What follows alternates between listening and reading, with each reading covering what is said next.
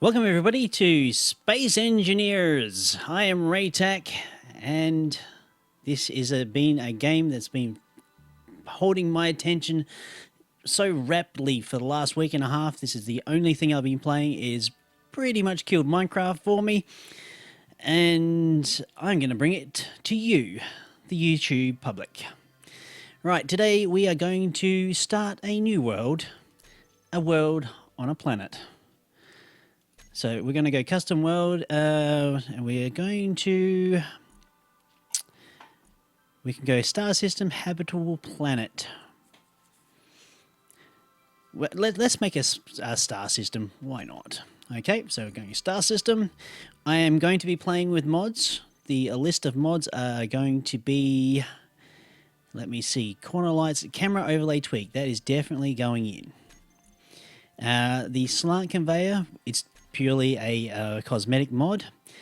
Millinor armor I'm going to add just for a little bit of flavor.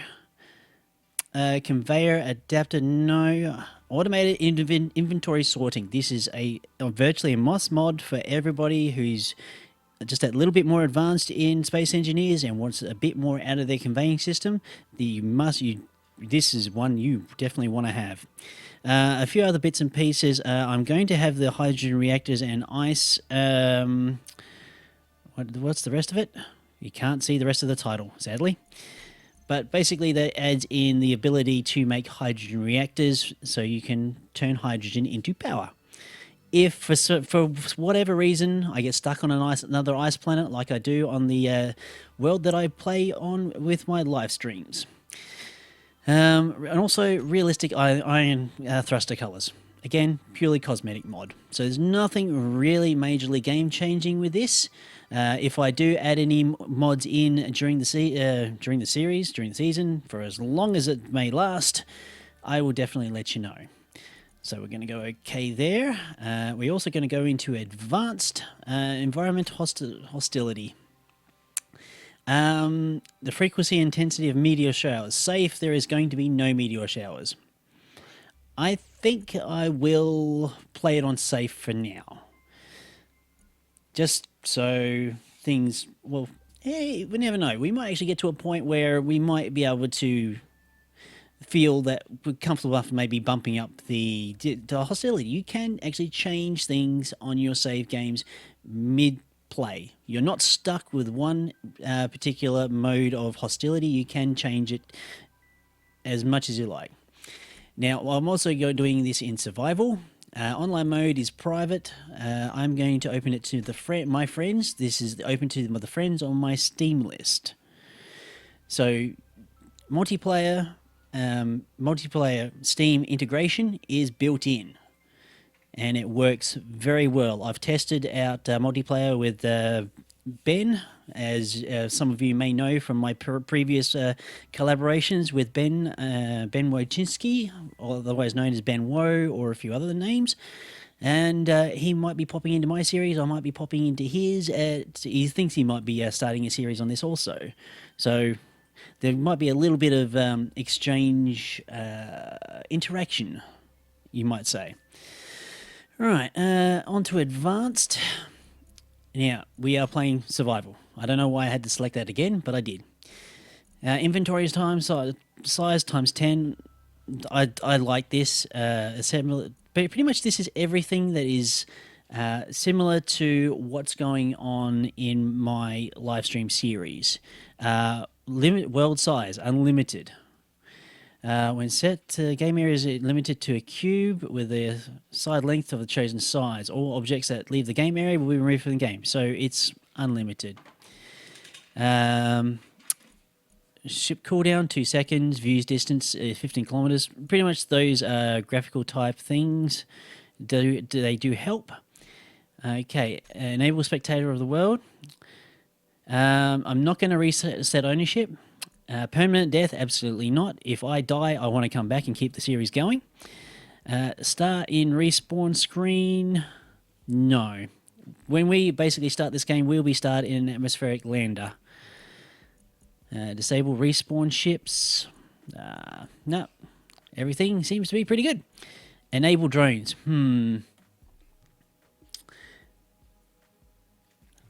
Now, apparently the drones get a little bit messy, so I might actually turn that off for the time being.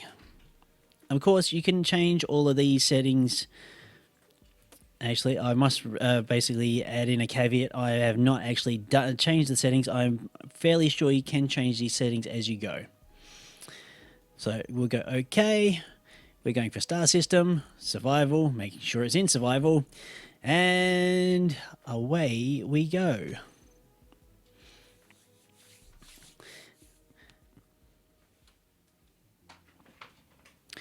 All right, so here we are in our atmospheric lander, plummeting towards the planet. What sort of location, what sort of planet shall we land on today? From this height, it's kind of hard to tell.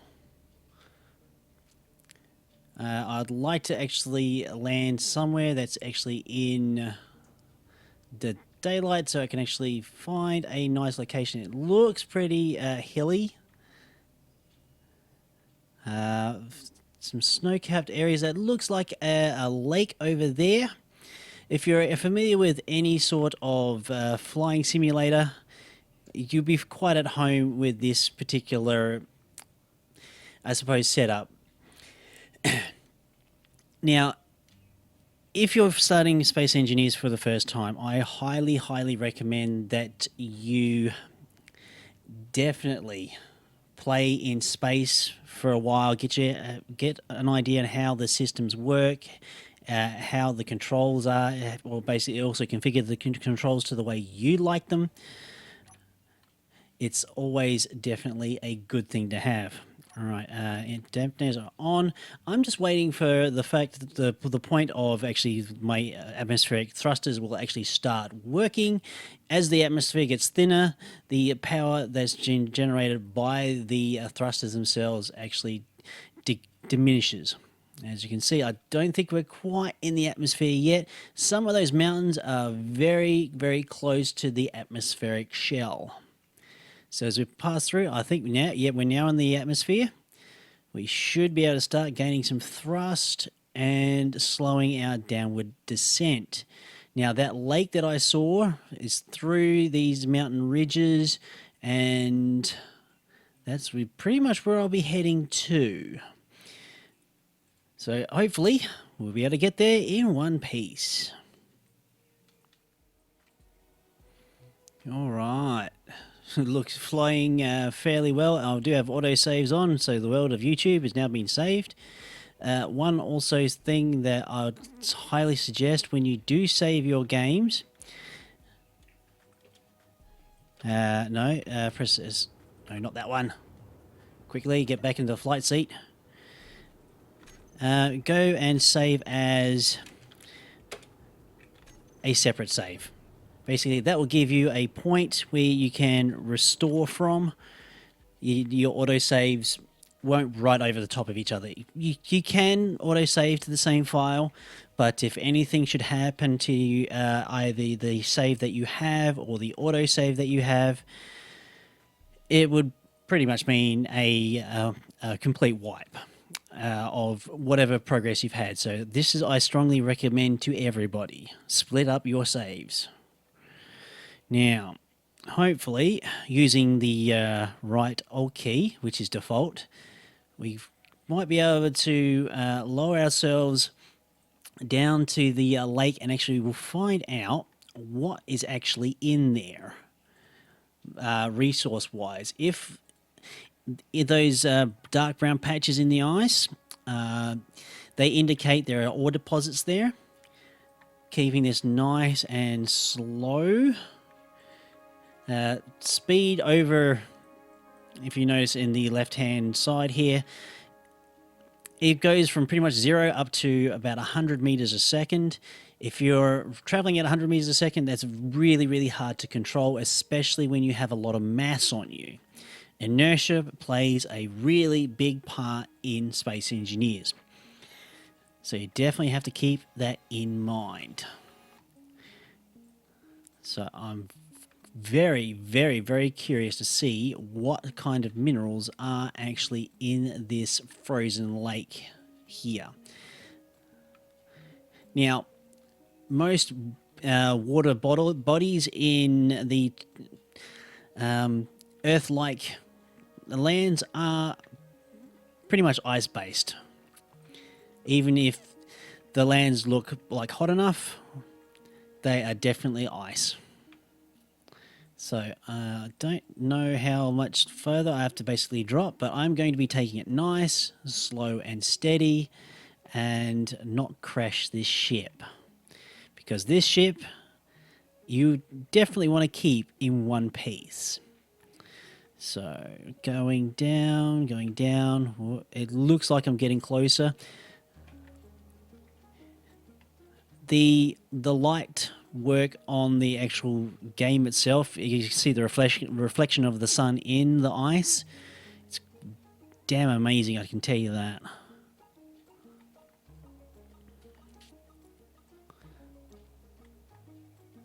Alright, we must be getting close. Must be. What's my altitude at? 300 meters. The ore detector will actually start working at around 200 meters. So let's get a little bit closer, right over the top of this thing, and let's find out what's here. Just inching down, inching. I could even land on the lake itself, but I really don't want to. Okay, we definitely got ice. No kidding, we've got ice here. Ice, silicon. Now, if there's silicon here, that means there must be uranium, and there must be manganese. Well, there's definitely manganese right there, really deep down. Well, actually, that's not deep. That's probably nickel. Interesting. So there's a nickel deposit. Definitely more ice. Really? Okay, so there's nickel. So there looks like potentially there's nickel there. What else do we have? Magnesium, ice, obviously, nickel. I'm hoping for some uranium or iron even. Okay, so we must be around about... Oh, you can just see the jets actually starting to... that's silicon. Okay, so we've got silicon, ice, magnesium. What else do we have? So it's more nickel. No uranium as yet. Quite interesting, actually. Nickel, ice. What else? What else? More nickel. Okay, you will need nickel at some point or another. So let's fly back over here. Huh, curious. Okay, so nickel, silicon, and magnesium. Not a grouping of metals I've seen in Space Engineers yet, so this is quite interesting.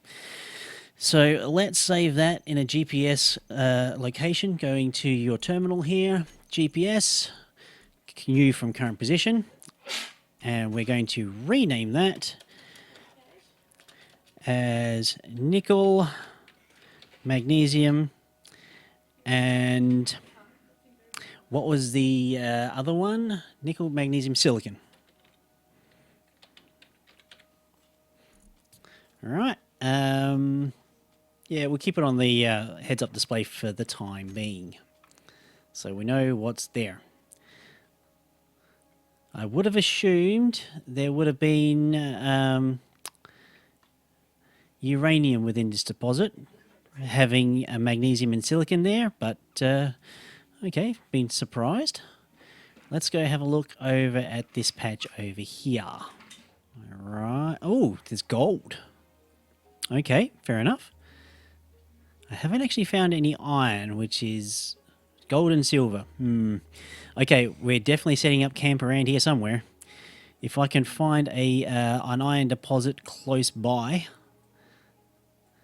somewhere around the lake's area, basically shore. We're definitely going to be staying here, that's for sure. Alright, let's set another GPS location. New from current. Gold and silver. No uranium as yet.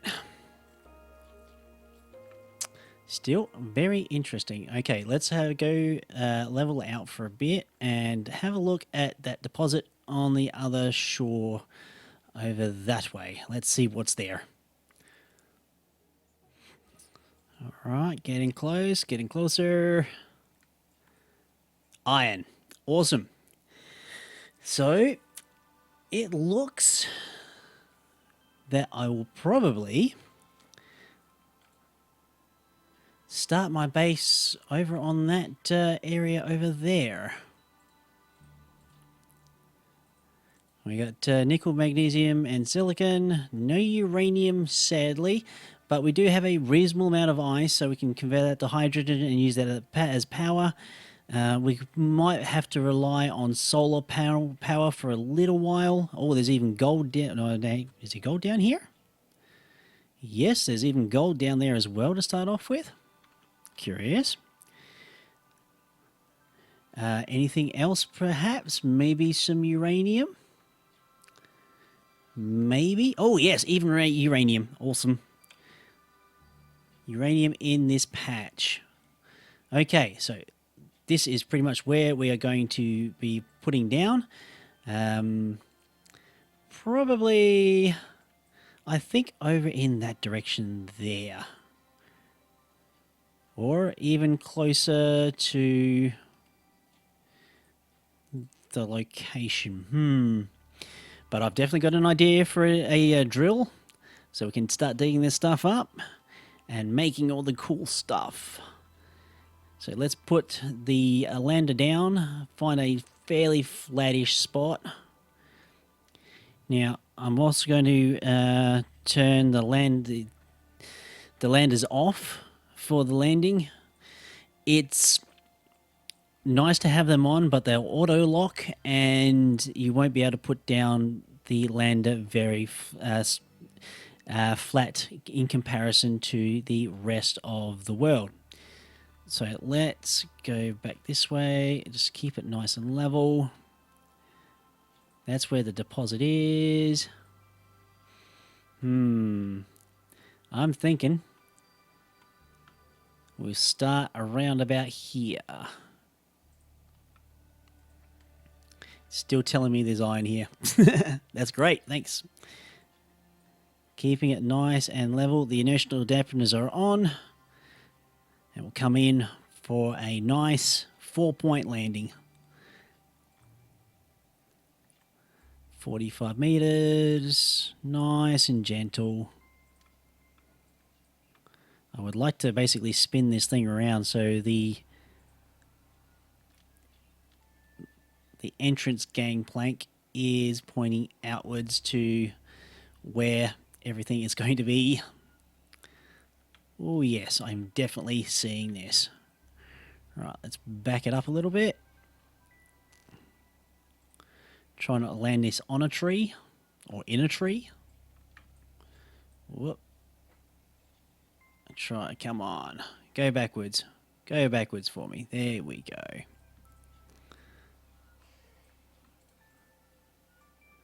Alright. Nice and slow. One lander's down, two landers down. They're all down. Awesome. On.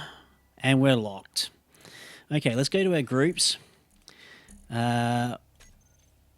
Actually, we won't even go to the groups. Let's go to the control panel. We'll go to all the atmospheric the small atmospheric thrusters here. We're going to turn those blocks off. The large ones, we're going to turn them off also. We don't need any power going to them. We are locked and loaded and ready to start building. And turn my... Oh, I want to turn my jetpack off. There we go. Didn't help I had the inertial dampeners on there. So currently we're on a bit of a hill. Now let's make sure to take our helmet off, eh? We're in an oxygen environment. We don't need oxygen. So let's open our doors. And it is currently gone nighttime. Whoop. Ah, awesome. The landers are nice and stark. The ship's not going to slide down into the lake, which is a bonus. Yes, definitely a nice location. There's not much left to do except start maybe building a platform. Hopefully trying to get things a little bit more level. And I've definitely got an idea for a drill. Definitely got an idea for a drill. It's going to be great. So let's start getting some stuff out, make a bit of a platform, and see how we go from there. Getting stuck for some reason. Why? Bit of the old sideways movement. Jumping? No. Come on. Let me in. Let me in the ship. Maybe a little bit of jetpacking. There we go. Doesn't like being on such a slanty angle. All right, let's go to our cargo container. We'll grab some steel plates. Put down a nice flat platform. And we'll think about taking this ship apart, eh? Yeah, absolutely. Right, now we're going to start our station. It lines the station up with the gravitational pull of the planet. So, theoretically, the top angle of the block is fairly level. That's the theory anyhow. So I'm going to try and bury this as much as I can in the ground. Like that. And we'll go to another hotbar. Hotbars are basically changed over with the the colon and the period key, unless you've configured it differently. Let's go to G, which is at the toolbar configuration. We'll go get ourselves a light armor block, light armor slope, and then go to our tools, get a welder, and a grinder. Place that there. Awesome. Alright, so we're going to put like the slope blocks there so you can pretty much climb up onto these things here without tripping over yourself and requiring a jetpack. It's always quite handy to have when you're first starting at your base. So, right. We have it. We have landed. We have a good source of materials located. And I think that's about a good place to wrap up this episode. So next episode, I will more than likely have more of this platform built out. And we can go about getting our base's power supply sorted. I've been Raetac. Thank you all for joining me. And see me next time on YouTube. If you haven't subscribed already, please do so. And I do live stream on twitch.tv/Raetac on the weekends, well, Fridays and Saturdays anyway, for about 8 hours a day playing, you guessed it, more Space Engineers of a different world where it's a nice planet and I have multiple drills set up, some really complex machinery, and it's all good fun had by all. Okay then, folks, well, I'll see you all next time.